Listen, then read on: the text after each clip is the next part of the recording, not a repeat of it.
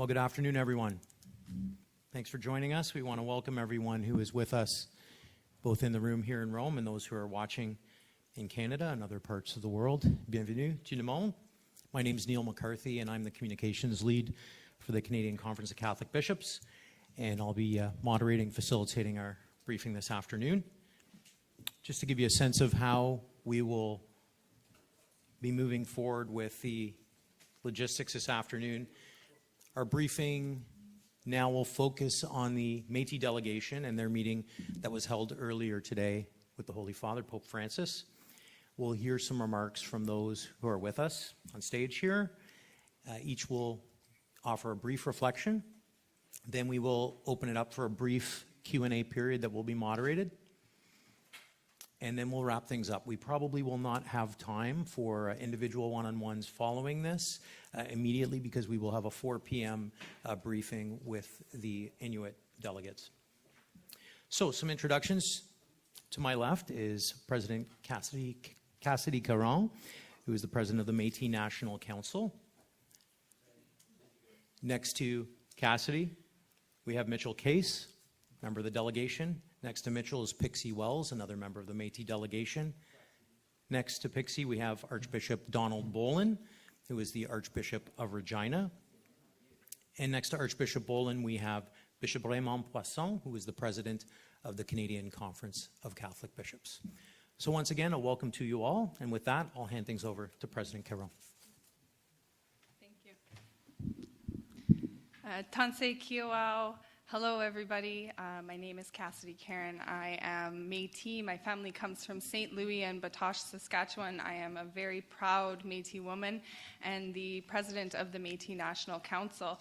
I am truly honored to be here with all of you today, to be alongside some of my colleagues, my community members, and to be surrounded by our elders and residential school survivors from the Métis Nation, but also our colleagues and our relatives from the Assembly of First Nations and Inuit Tapiriq Kanatami. It's truly an honor for us to be all together working towards reconciliation for our people. So today, the Métis National Council, we had a delegation of 8 official delegates met with Pope Francis, and it was our intention in that meeting to really uphold and elevate our survivors. And so we had 3 really incredibly brave and resilient survivors who came with us, and they shared their truths with Pope Francis. And those were just 3 of the many, many stories from our residential school survivors. And it was a powerful moment for our survivors to be able to share those truths with Pope Francis. We, as a Métis Nation, have extended an invitation to Pope Francis to join us on our path for truth, healing, justice, and reconciliation.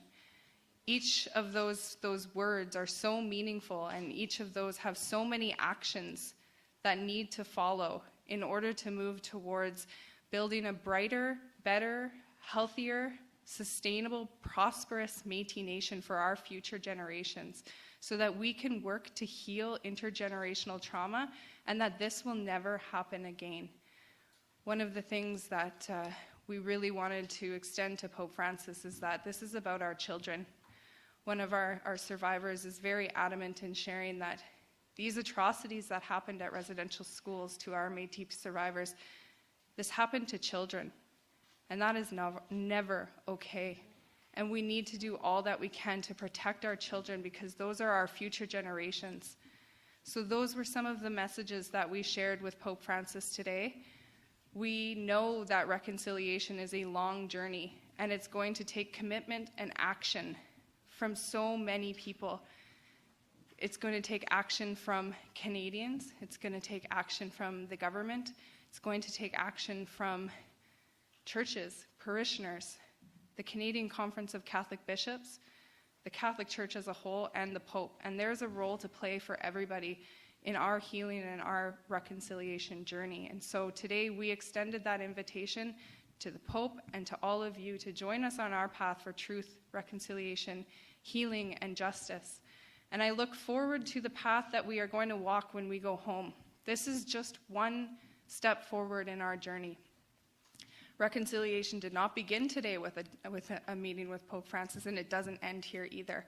This is just one stepping stone on that journey, and we hope that there will be commitment from all of those folks that I just named, including the Canadian Conference of Catholic Bishops. We have talked at length about how we can continue this work in Canada with their leadership alongside of us.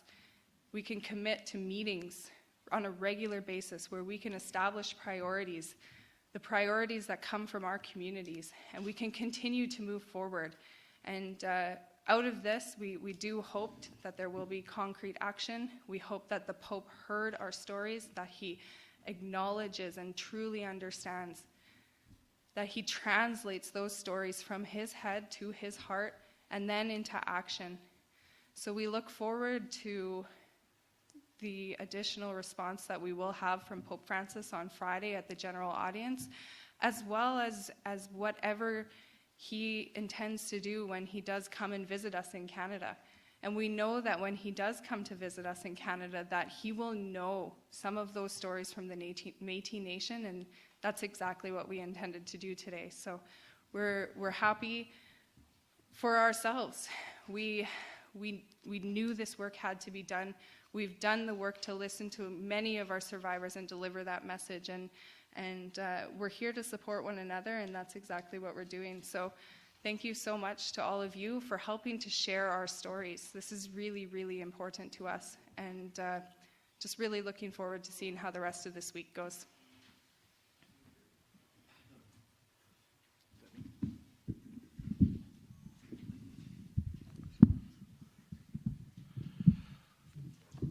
So good afternoon, everyone. My name is Mitch Case. I'm the Regional Councillor for the Huron-Superior Regional Métis Community on the Provisional Council of the Métis Nation of Ontario, and I'm part of the Métis National Council delegation, one of the delegates that had the meeting with Pope Francis this morning. I guess I just wanted to provide just a few comments, mostly the how incredibly overwhelmed I am by the amazing strength and resilience of those three survivors. Those three survivors being representative of and emblematic of many more at home. And I cannot say enough about Angie and Anne and Emile and how incredibly I have three new.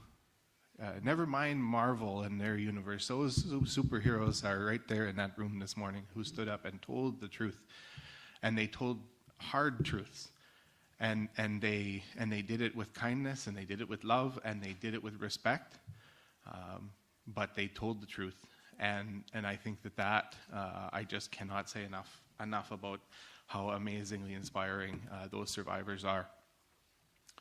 But I would then say, in many ways, the opportunity for those three survivors to speak this morning, unfortunately, has been in many ways the first time any Métis survivors have been invited to say anything. The exclusion of Métis schools from the settlement agreement a decade ago, the exclusion of Métis survivors and Métis schools from the Truth and Reconciliation Commission has done nothing other than re-victimize and re-traumatize people, to have officially have it essentially officially be told that what happened at one school was wrong. But if it happened at another school and at the end of the day some other government paid for it, well, then it was okay. And I don't agree. I do not agree it was okay. What happened was a crime against humanity, and it happened to our survivors, it happened to our children. And that is, quite frankly, the unfinished business that is happening here. You know, there is a whole lot of unfinished business that we as Métis people and Métis communities have with Canadian society.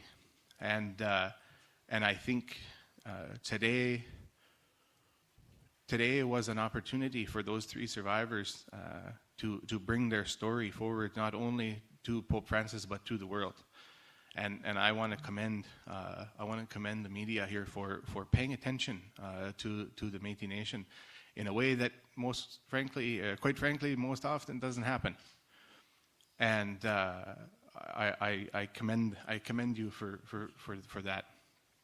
I would close by saying, we are committed to, as elected leadership. The one thing we can all agree on, and anyone who knows any elected official in any government in any part of the world, there are very few things we all agree on. But there is one thing we agree on, is that we stand behind those survivors 100%. And we'll do whatever we can to get justice for them. And so my message today would be that we are going to, today is simply the beginning of something. But I would close my comments with a message to the Canadian media and to the Canadian government, to the Canadian and the provincial governments who operated those Métis schools, that process was largely, let's be real. Those residential schools were set up to remove us from the land so that Canada could claim everything. And here we are, a century and a half later, with still no process. No process for our survivors to tell their story. No process for anyone to say sorry. No process for anyone to say what happened was wrong. And at the end of the day, Canada still has all the land, and there's not even a process for us to talk to them about it. And that is, quite frankly, unacceptable. And so I would say, I have read journals of priests in the 1800s as they stood there and watched script speculators steal land from Métis people all across Western Canada. I know the role that the priests played in the theft of my community's lands in Sault Ste. Marie. I would call on the Catholic Church to stand with us today as we seek justice for all of those other issues that were enabled and facilitated because of residential schools. So I'll leave it there, and I thank President Karen for this opportunity this afternoon. Tansei, the Shinnecock Pixie Wells, Ace Wells. So what I've said to you is, hello, my name is Pixie Wells, and Ace Wells is in the language and where I come from. I just want to acknowledge the traditional unceded territories that I reside on. I live in a town called Abbotsford, and the traditional unceded territory there is owned by the Samath and Mathakwe people, and I want to acknowledge that. And I am also the president of the Fraser Valley Métis Association. I come here today holding up survivors, but I also come here today with a voice of the lost children and the children that have been lost. And the survivors today gave me such a warm feeling and understanding that their stories and where they came from and how we got here and why we're in this room today. And why we're in this room today is because of those specific survivors and those ones that told their stories. And not just those 3. There's many, many more. There's more stories and more stories. However, those stories are never to be forgotten. They are what we should prove or live to never let happen again, and also allow the voices of the lost children, the children that never got to be or never got to know their culture, because that's where I sit. At 40 years old, I learned that I was Métis.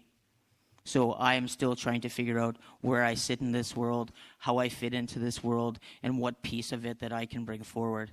And the piece that I bring forward is holding those survivors and taking their stories with me. And also when I met the Pope today, and looking at tomorrow, and looking at what we could create together, and bringing back the voice of all children, the Two-Spirit, the LGBTQIA+. As I sit here, that voice has been lost for a very, very long time.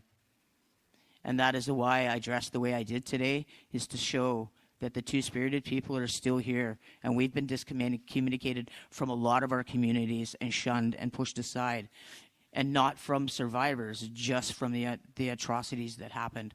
So I ask that all of you take a really good hard look around and make sure that we're holding each and every one of us accountable to truth and reconciliation. We have to have truth first before we can have reconciliation, and we need action. And what is the action? Each and every one of us in this room can play some part in that action. And I'm not saying that we all have to, but I think that a lot of us need to. And whatever that action is, find something in your community to do. Because I can tell you, when I leave here today, my job just started. My work just started for my people. Because when I go home, I'm going to be asking and I'm going to be looking not just at the government, not just at the Métis Nation BC, but also holding my hand out and going to the churches and asking, how do we move forward in a good way? How can we walk together? We gave the Pope, well, I shouldn't say we, I should say Mitch, gave the Pope some beautiful, beautiful moccasins for us to all walk together with. And I believe that we can all walk together in a good way, but we all have to hold each other up.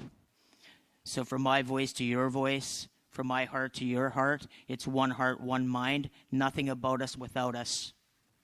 Hi, megwich, merci, and thank you all for listening.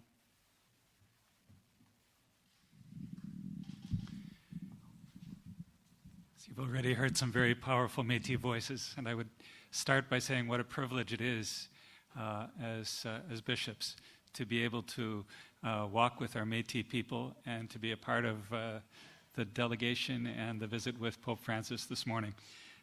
It was a very beautiful experience and very much a privilege to be there. Years of work have led up to this delegation, these meetings, and today we took a very big step. It's a significant moment, but as other speakers have mentioned, it's also a beginning of new possibilities in terms of walking together. What we wanted to create, what we heard from all three Indigenous groups, was the desire for people to be able to speak to the Pope directly, to tell their stories, to speak of their experiences, of their suffering, and in a particular way, the experiences at residential schools. And for him to be able to hear that and then respond from the heart. So from the Pope's perspective today, it was principally about listening, and I think we had the experience of him listening very deeply and engaging on a very personal level with what he heard. It was a beautiful thing that the gathering started with the Métis prayer, prayed by Elder Janvier in the language of Dene Michif. And for us to be together, church leaders and Métis peoples, and to have a Métis lead the prayer, Métis elder lead the prayer in his own language, was a beautiful moment. To hear the testimonies of the survivors, and to hear the eloquent leadership coming from President Caron, it was a very impactful, powerful morning. A lot of hard truths were spoken, but they were spoken in a very gracious and in a very poignant and in a very powerful way. As the other speakers have said, there was an invitation extended, and there's such a strong desire to accept that invitation, to walk together, to find a way to walk together in a good way, to really embrace that saying that Pixie's just said that I quote often, nothing about us without us. We've heard that over and over again from our Indigenous peoples. It's a day when we want to say we desire to stand with you in your pursuit of justice. We desire to be in solidarity with you on this journey, and we're so grateful for this opportunity. Thank you. Merci beaucoup. Bonjour. I am the French part of the meal. So I want to thank very much all the delegates. Je veux remercier tous les délégués parce que c'est un grand déplacement. Et je voudrais surtout, moi, à la fin de ces échanges, essayer de communiquer avec vous. I want to try to communicate with you the climate of these meetings that we had this morning, especially with the group of the Metis. Oui, les 3 témoignages qui ont été proposés et que nous avons entendus avec le Saint-Père ont été des témoignages du cœur à cœur. Et ils ont été faits dans un climat, je dirais, j'oserais dire, c'est mes lunettes à moi, d'affection mutuelle. Et c'est assez difficile à décrire. Ils ont été faits avec beaucoup de temps. Ils ont été faits avec des pauses et ils ont été faits avec des gestes aussi. J'ai en mémoire les gestes du Saint-Père qui accueillait ces témoignages, mais qui a aussi pris le temps d'accueillir avec des gestes les délégués, les témoins qui nous ont été offerts. Et cette démarche que nous faisons, simplement pour avoir la note juste de nos rencontres ces jours-ci, et donc celle avec les Métis ce matin, c'est vraiment ce temps qui nous est donné, non pas au niveau des principes, on n'a pas réglé des grandes affaires, on n'a pas signé des accords, on n'a pas fait ça, on a été cœur à cœur sur des expériences et ceci a ouvert la porte, une porte grande ouverte. Et je pense que je peux dire que c'est du côté des Métis, comme du côté du Saint-Père, c'était évident, une grande porte ouverte à pouvoir s'accueillir et se pardonner, demander le pardon. Alors, je pense que je peux dire ça et j'espère que nous savons que cette rencontre-là n'est pas un point final. Au contraire, elle est une étape, hein? Elle est une étape dans notre marche ensemble, mais elle est en même temps, moi c'est ce que j'ai vu ce matin, un regard vers aujourd'hui et demain. Oui, il faut prendre conscience du passé.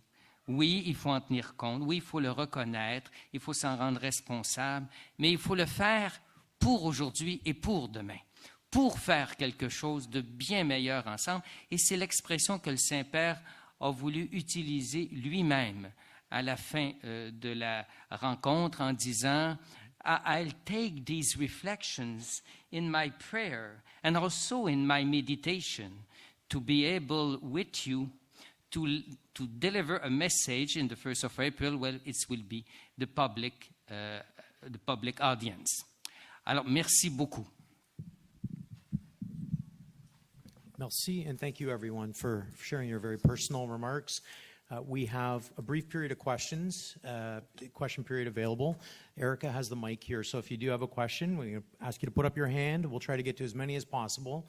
We will just limit it to one question, just in the interest of time to try to get to as many people as possible. Please identify your media outlet and who you're directing your question to when you ask it. So I think we had a hand right over here. Erica, second row here in the front. The microphone, is it working? Yep. Hi, I'm Eric Reguli with the Globe and Mail. This is a question for anyone who feels like answering it, please. Obviously, you'd like an apology from the Pope. My sense is preferably in Canada than in Rome, but all apologies are not created equal. What I'd like to know is what specifically would you like the Pope to say in his apology? Thank you. So, based on a number of conversations that I've been extremely fortunate to have with Métis residential schools survivors from across the Métis homeland, you're absolutely right. An apology will be different and it will mean different things to many different people, and many people are looking for something different in that apology. What I've heard, though, is, you know, if you look at the definition of an apology in the dictionary, it talks about an acknowledgement of wrongdoing. And I think that's exactly what a lot of our survivors have told me, is that they're looking for that acknowledgement that they played, the Catholic Church, residential schools, played a role in the wrongdoing that was done to these children and to our communities.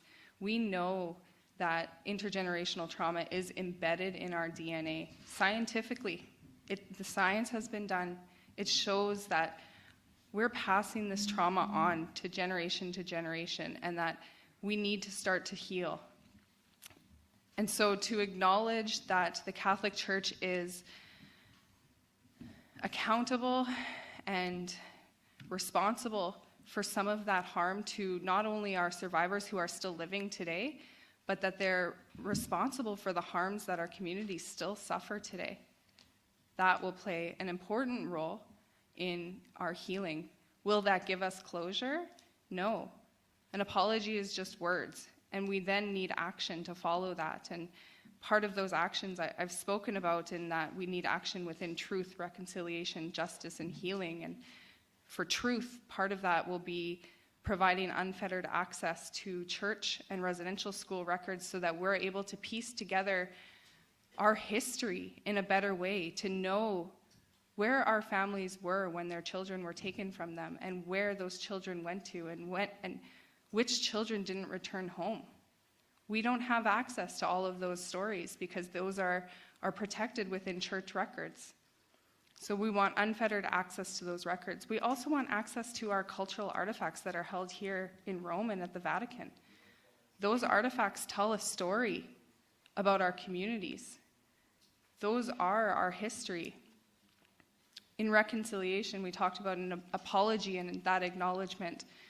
We've heard from our survivors that many of them need that to move forward. In justice, some of those actions that we would be looking for is a commitment from the Catholic Church not to shield alleged perpetrators who still live, regardless of their age. We know that perpetrators are still out there. Those who committed these crimes against our children are still living, and we need a commitment from the Catholic Church to not shield those alleged perpetrators. That's important. That's an action we're looking for. For healing, we need, as my colleague Mitch said, substantive and direct compensation for our survivors, many of whom live in poverty today. This has contributed to the systemic inequities that our people face today. Those of us, our families who don't have a house, a roof over their head. And we need funding for community-based healing initiatives, as directed by our survivors and our families, to heal in the ways that we direct for ourselves.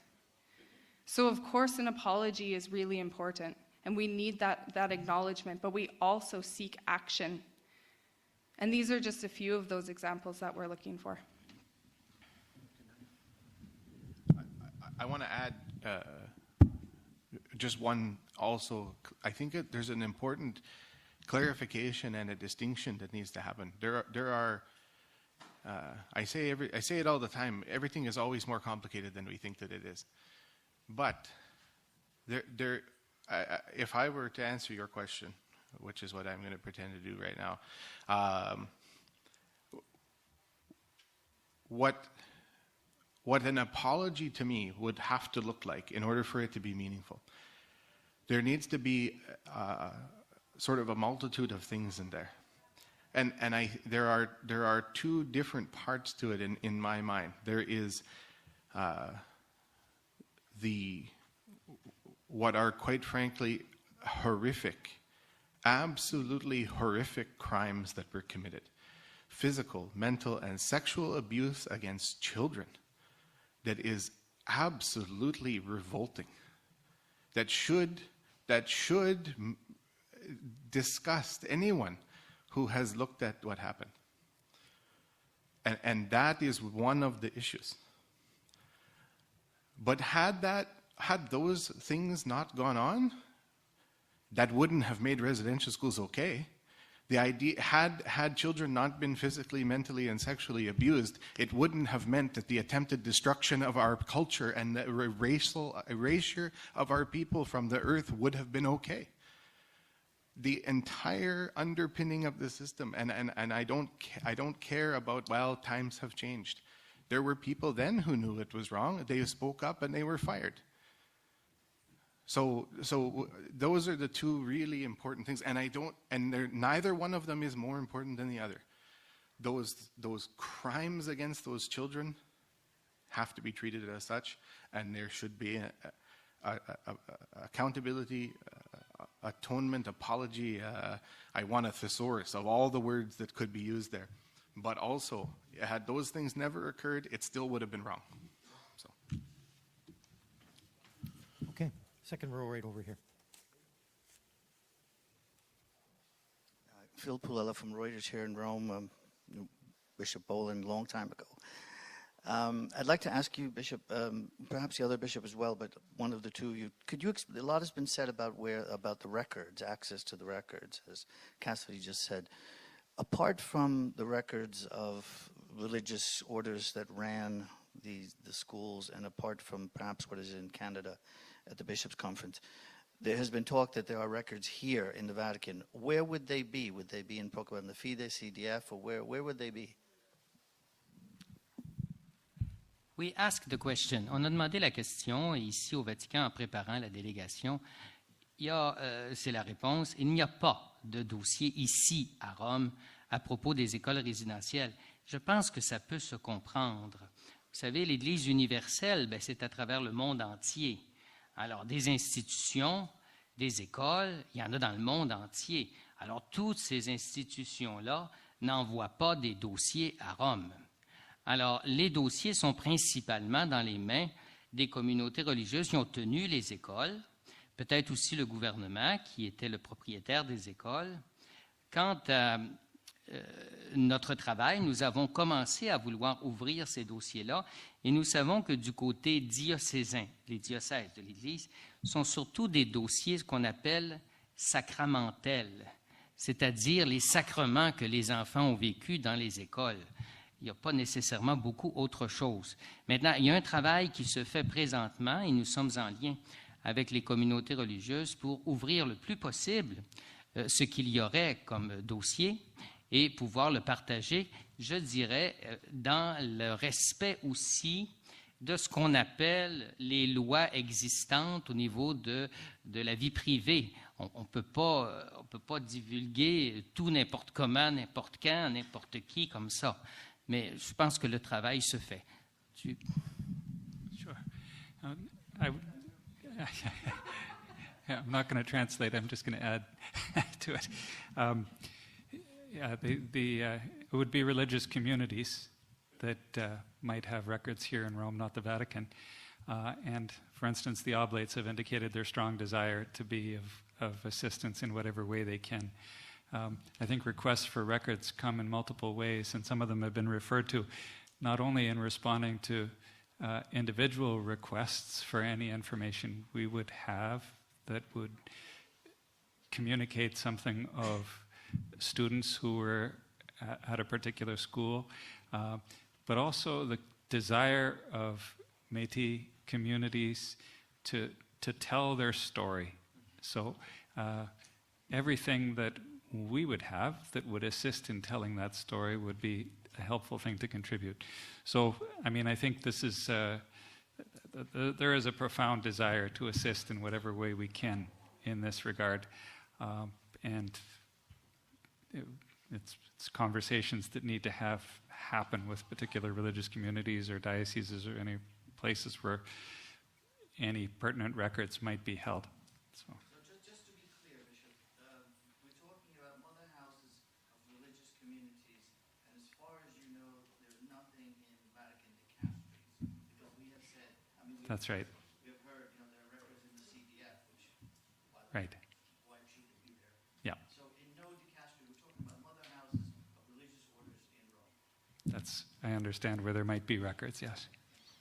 Okay, right over here. Yeah, Erica, thank you.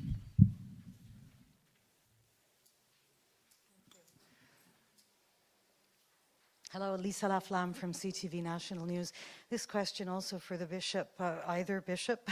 I think as recently as September, it was a promise of $30 million to help in the funding projects that are for reconciliation for the survivors, as Cassidy and Mitch mentioned. And I just wonder, as recently as December, there was not a penny seen. So where are we at on that front as far as the finances in that effort? As you say, it is a pledge to give the communities the money they need for these programs. And also a little more clarification, if we could, on the question of these documents. It's 2022. I mean, somebody knows where the documents are, and it seems strange to me that we're just learning today that none of them are in the Vatican archives, and I still don't really understand who's got the answer to that question. Alors, il y a deux questions. Pour les dossiers, La réponse au Vatican, il n'y a pas aux archives de dossiers à propos des écoles résidentielles. Maintenant, nous savons où sont des dossiers, je l'ai dit, dans les communautés religieuses qui ont œuvré dans les écoles. Maintenant, on sait très bien que de nos jours et depuis quelques années, notre sensibilité est beaucoup plus grande sur la question. Alors, il y a eu des années où il n'y a pas eu de sensibilité sur la question au niveau de l'opinion publique. Alors, ces dossiers-là, ils étaient peut-être pas beaucoup considérés. Ils le sont davantage. Pour ce qui est du fonds de 30 millions, nous avons voulu faire une structure totalement transparente et indépendante de la Conférence des évêques et des diocèses en un sens, afin que le 30 millions soit vraiment là, disponible, avec cette structure, pour être disponible pour des projets. Il y a présentement, au moment où nous nous parlons, une structure qui est en train d'être mise en place, une corporation. Il y a présentement des directeurs et des administrateurs qui ont été choisis. Dans les directeurs, et ce sont des personnes qui proviennent du milieu autochtone et qui ont une bonne expérience au niveau des affaires, au niveau de la gestion des affaires, de la finance. Et il y a aussi des administrateurs destinés, eux, à nommer, à trouver d'autres administrateurs. Alors, c'est une structure indépendante. Le 30 millions, c'est vraiment un commitment des diocèses. Certains diocèses le font à partir de leur avoir, d'autres le font à partir d'une mise en commun des dons de fidèles qui désirent le faire. Mais nous avons fait notre calcul et nous avons cette somme, et même peut-être un petit peu plus, mais ça nous prend du temps parce qu'on ne veut pas répéter l'erreur qu'il y a eu lors du premier agreement. On veut vraiment avoir une structure transparente qui va pouvoir rendre des comptes et dont les projets qui seront acceptés le seront d'un commun accord, particulièrement avec les communautés autochtones. So I would add that dioceses across the country and eparchies have committed, indicated what their commitment is to that 30 million so that it will be achieved. I can say that in Regina we've had several initiatives already. So we had an internet, a place to make internet donations. We had a pew collection. We have a capital campaign underway where we approached every contributor to the capital campaign asking if they would allocate part of that funding instead to this Truth and Reconciliation Fund. We have other funds that we've allocated that way. So we have already designated and have over $1.5 million.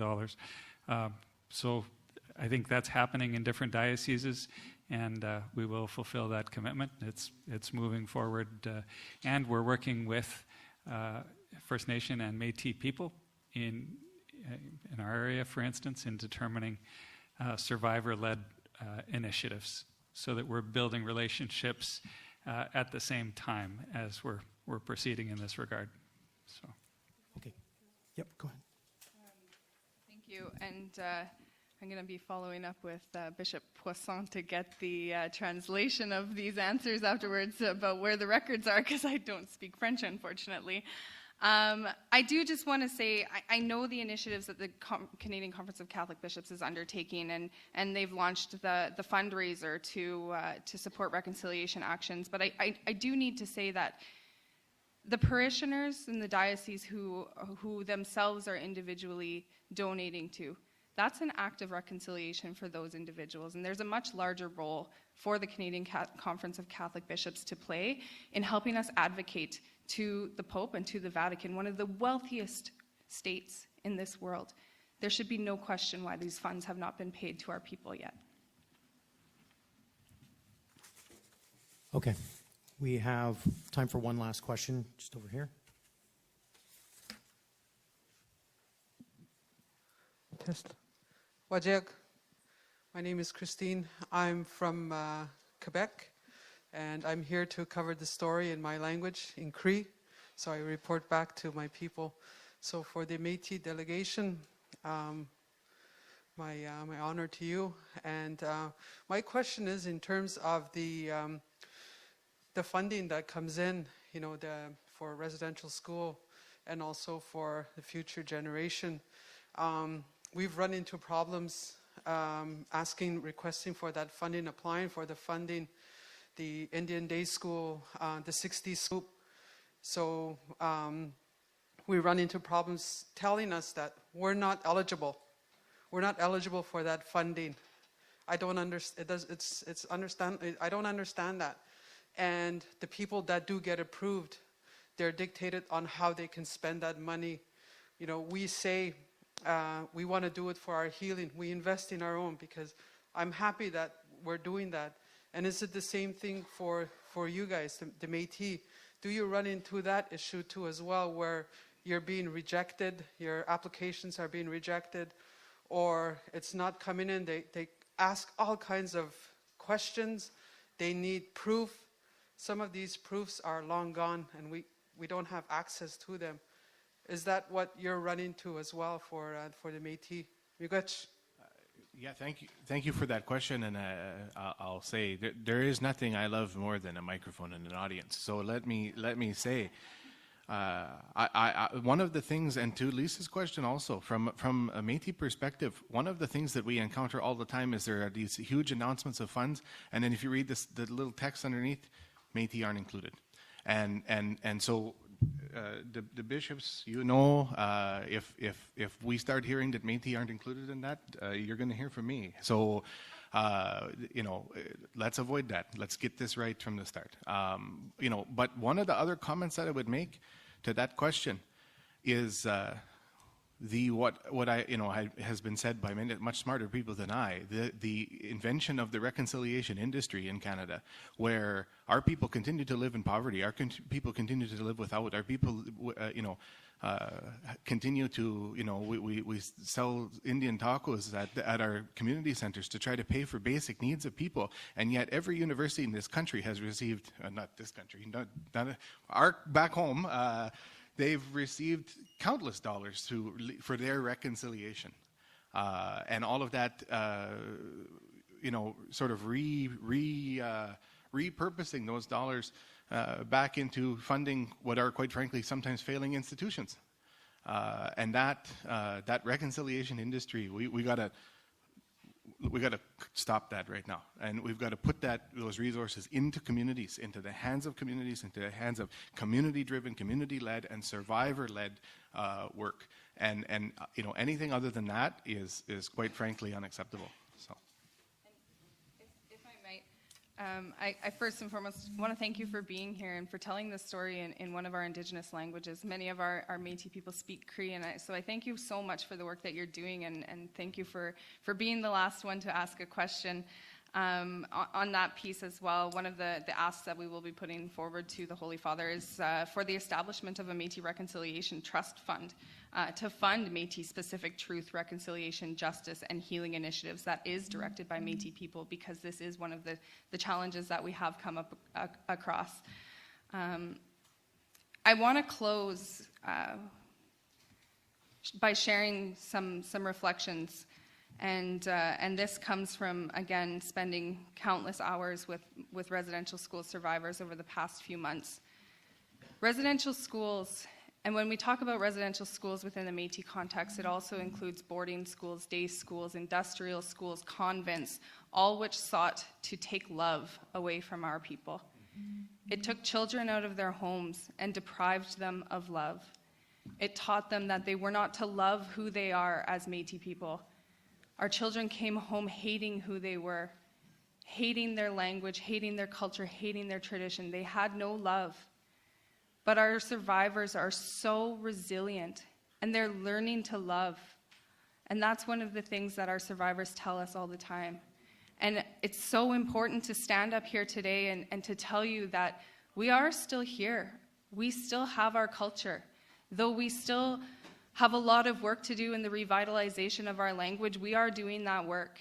We love who we are. We love our history. We love our culture. We love our language. We love our people. And we are still here, and we will continue to fight so that our future generations love themselves too. So thank you so much, everyone. I want to add to that, and partly One of my sisters just texted me, and my nieces and nephews are watching at home. And I just, for Thomas and Zig and Onman and Waseavan at home, I see how proud they are of who they are as these little indigenous kids who are learning their language. And my niece and my nephew, they can count in the language. And I just think about the way that so many of our grandparents never got that opportunity. And the way my grandpa, when I was a kid, he taught me how to count to 5 in Ojibwe, but that is literally all his grandmother taught him, because she refused to teach them the language. She refused. She wouldn't teach them. That's all they got, 1 to 5. And I just think about those kids and that those kids that had these horrible things done to them. But trying as best as I'm always encouraged by our national president to be positive and to be hopeful and to be kind. When quite frankly, I want to get really mad, quite frankly. But she calls us to be better than that. And I think about not just those kids who suffered, but those kids who are coming. And our support over here, Tara, her little kids are watching us from home. And that's what really, all of the, with all due respect, the pomp and circumstance of all of this, that's what this is all about, is those little kids. And so when we go home, that's what we're going to work for. We're going to work to make the world a little bit better for all those little Métis kids at home. And I guess I would just ask others to help us with that. So thank you. A final word from Pixie. I'd just like to say one last thing. I'm not sure if any of you know the song or have heard of Andrea Menard, but she sings a song called Wisikatoanak, and what that means is, the roots coming up after a fire has gone through. So today we sit here and hopefully we're bringing new roots to our children and to the generations coming after us and for our survivors. So Wisikatoanak, and I also like to ask you all, and I know this is a small portion and a small point. The Métis rose or the Métis flower is called the forget-me-not. So when you go home and you plant something in your garden this year, please plant a forget-me-not. And every time you look at that, remember the Métis people, because that's who we are. Do not forget us. Forget-me-not. Merci, Megwitch. President Caron, Mitch, Pixie, Archbishop Bolin, Monsignor Poisson, thank you everyone for being here. You'll have a chance throughout the week if you'd like to set up time to talk to any of the delegates or the bishops. I know that they've made themselves quite available. We will have our next briefing. It may be a little bit after 4 o'clock. We'll just have the Inuit representatives that will be part of that briefing, but feel free to stay if you are here. And again, we thank the Métis delegates for sharing their stories with us today. Thank you, everyone.